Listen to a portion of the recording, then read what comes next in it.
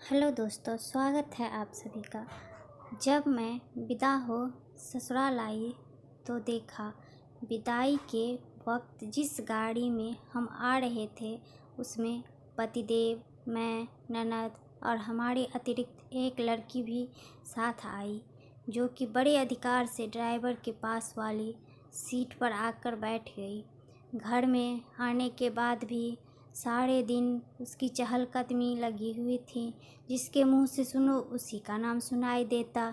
सबसे बहुत घुल मिल कर बात कर रही थी। सोचा कोई रिश्तेदार होगी। 1-2 दिन में पता चला कि वह कोई रिश्तेदार नहीं, पड़ोसन के घर में रहने वाली आंटी जी की बेटी है। उसकी दोस्ती मेरी ननद और सास से है। हर समय यही रहती। रात को 12-1 बजे तक माँ बेटी यहीं बैठे गप्पे लगाती रहती। यहाँ अकेली रहती है। पिताजी की पोस्टिंग बाहर है। मुझे उनका घंटों यहाँ बैठे रहना, हंस हंस कर सबसे बातें करना, यह रवैया बहुत अजीब सा लगता। दिखने की सुंदरता और बिंदासपन के कारण सभी का ध्यान आकृष्ट करने में माहिर थी। कभी किसी से भी बैठे गप्पे मारती। मुझे आप उसका समय बेसमय बैठना अजीब सा लगता, क्योंकि मेरे घर का माहौल इसके बिल्कुल विपरीत था। हर किसी से घुलने मिलने की हमें इजाज़त नहीं थी। हर चीज़ मर्यादा से बंधी थी। समय पर आना जाना, खाना पीना सब नियम से चलता था। और यहाँ का माहौल मेरे घर के माहौल से बिल्कुल परिवेश बिल्कुल नया और अजीब था।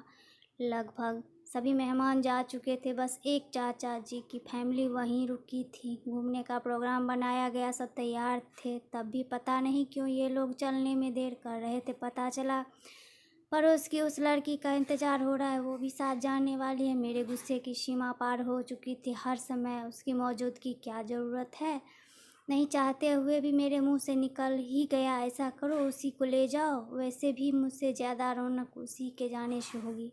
घर वालों के बैठने की वजह पूरी नहीं हो पा रही, जगह पूरी नहीं हो पा रही। उनको साथ ले जाना ज़रूरी है तो कोई और क्यों रुके, मैं ही रुक जाती हूँ। आप लोग हो, आइए। बोलने के बाद एकदम से मुझे आभास हुआ कि मैंने गलत बोल दिया, तो मैंने तुरंत माफ़ी मांग ली। बुरा मत मानिएगा, मुझे यह बात बिल्कुल पसंद नहीं आई। तो ना चाहते हुए भी मुँह से या मेरे इस तरह से बोलने से भी सभी चुप थे। इतने में दरवाजे पर दस्तक हुई तो देखा वही लड़की बिल्कुल तैयार खड़ी थी। मैंने नॉर्मल हो कहा, आ गई, आओ। बोली, भाभी हमें कोई अर्जेंट काम आ गया, इसीलिए मैं नहीं चल पाऊँगी।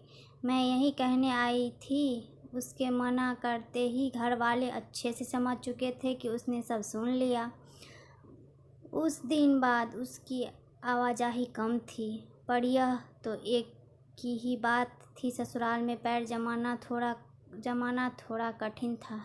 दिन भर एक खास दोस्त के बच्चे सोफे पर उछल कूद करते रहते। भाई साहब, भाभी जी का हर समय खुलकर मजाक करना, सभी कुछ मेरे लिए असहनीय था। पर किस किस का विरोध करती। दिन बीतते गए और मैंने मौन रहना सीख लिया था। मन बड़ा घूंट सा रहता। घर वाले सोचते अभी नई आई है, पीहर की याद आती होगी, समय के साथ ढल जाएगी। कुछ दिन बाद पीहर जाने की बारी आई। शादी के बाद पहली बार जाना हुआ। माँ ने मेरी शक्ल से भाप लिया कि कोई बात ज़रूर है। माँ बोली, सब ठीक है न वहाँ? जमाई जी, सास ससुर, किसी ने कुछ कहा तो नहीं?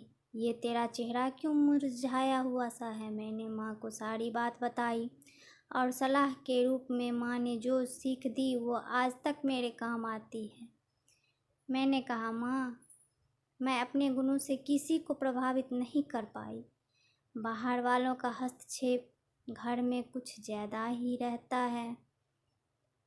माँ मेरी सुन हंसी और बोली, हर घर का अपना अलग अलग माहौल होता है। सबकी परवरिश का तरीका अलग है, जीने के ढंग अलग हैं।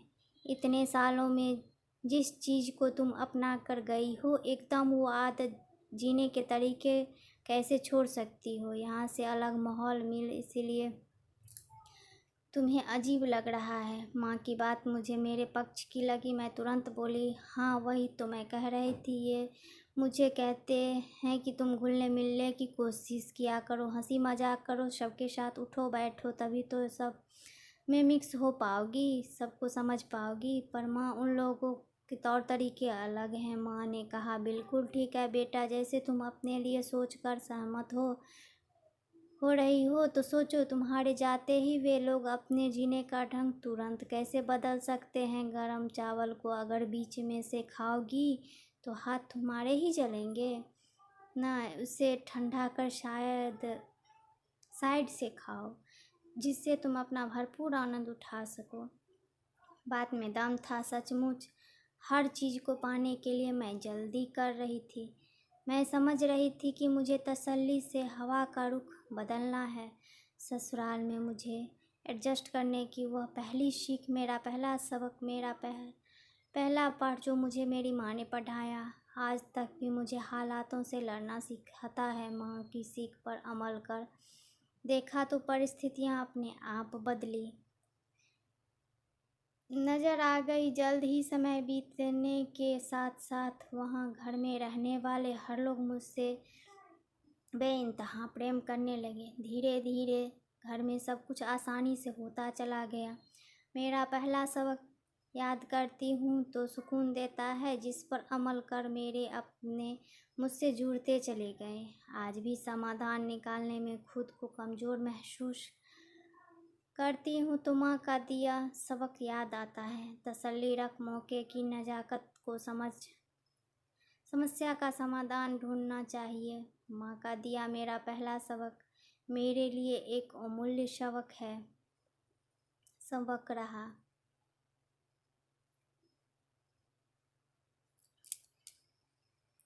धन्यवाद आप सभी का।